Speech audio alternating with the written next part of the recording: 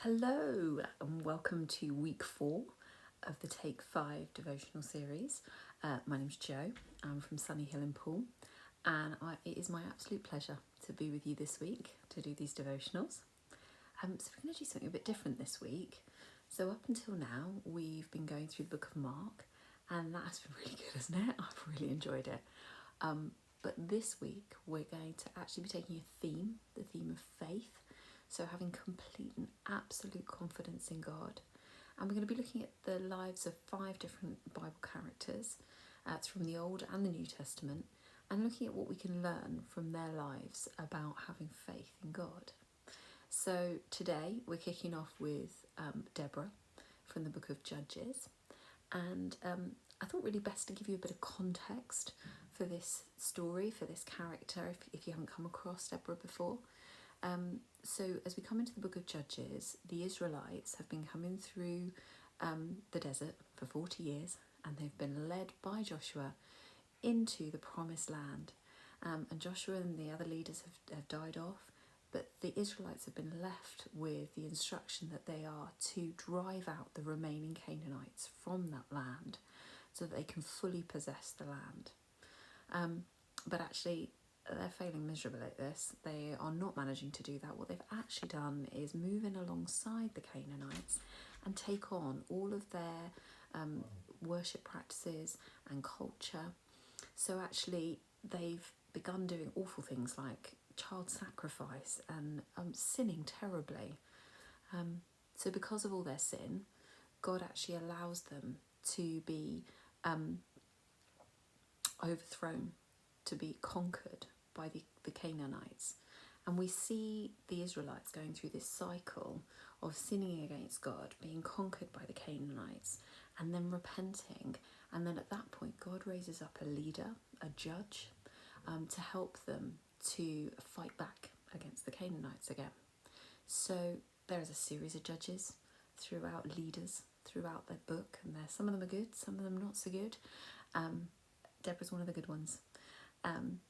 So actually she works alongside a guy called Barak, who is a military leader, but Deborah herself is a prophet. So she is helping the people to obey God, and she's letting them know when they should go into battle, giving them messages from God about how they should be moving out against the Canaanites.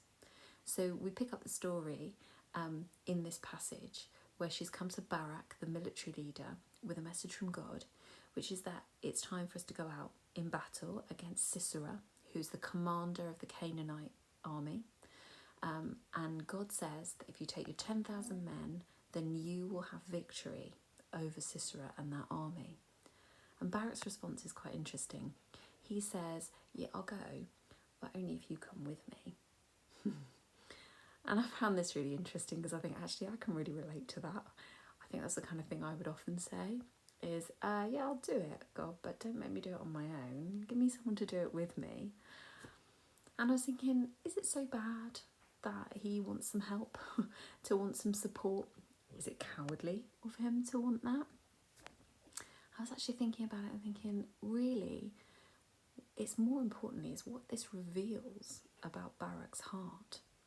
At his heart, Barak trusts more in Deborah, in her human ability, than he does in God. God has said that he's promised that they will see a victory.